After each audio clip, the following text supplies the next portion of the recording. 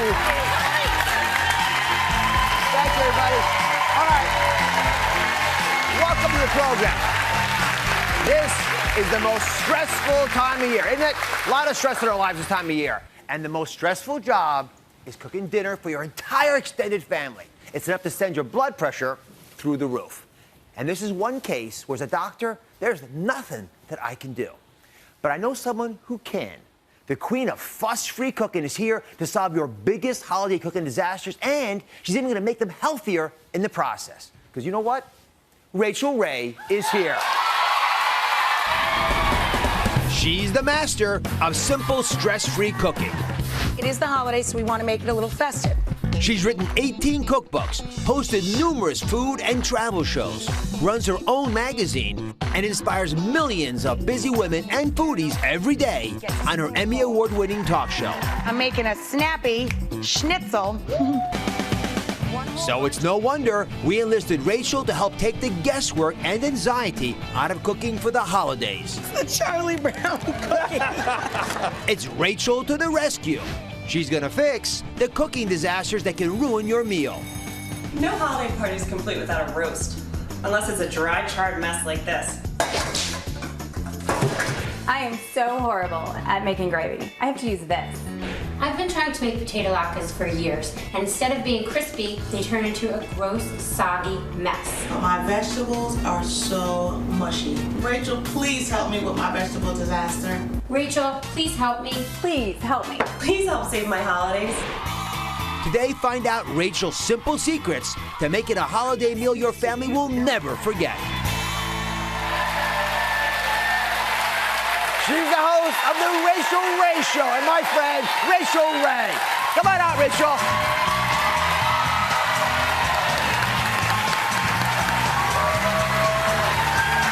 Handsome! How are you? How are you? I just met the latke lady. Oh, my God. We gotta talk about latkes and lots of stuff. Thank you. Come on over. All right. I'm so happy to have you here. I don't think I've ever gotten a standing O in my life. That was exciting. You deserve them all. That was so thrilling. Thank you. Happy holidays. Same to you. I get asked all the time about stress in the holidays, and I've been talking about it in different ways. But I got to say, this makes me intimidated. Yeah. So thank you for coming on. Talk to me a little bit about cooking and stress. Why is it such a problem this time of year? You know, people set themselves up for failure rather than success. They try and make the cover of a food magazine or something that they know was a family favorite from back in the day. You should only make what you know. You should make food that you know you make well. And you should stop trying to make the idyllic, you know. Stop trying to make what you've seen in a movie or seen on the cover of a card. It's not about that. You should make what you know. And there's no law that says you have to have a goose or a ham or a turkey. If everybody loves lasagna, make 5 lasagnas. Make what makes your family happy, you know? And make it ahead of time so that the day that you're trying to enjoy with your family is not spent with you nervous in the kitchen, dropping things and hands all a-trembling. That's not fun. That's not a holiday. Let me get personal with you, because I'm curious how you would deal with it. So, talk to me about your biggest disaster, because I've had catastrophes whenever I walk into the kitchen. I stayed away from baking for 35 years because when I was 12, I tried to make my mother a lemon cottage cake from, I think it was the Good Housekeeping cookbook. It was my mother's favorite from her youth, you know, and I tried to make this cake, and I worked on it for hours and hours, and it was a total disaster. And I cried so hard, my eyes were almost swollen You're cheering shut. up now. Yeah, it was She is horrible. cheering up It was terrible. I hated it.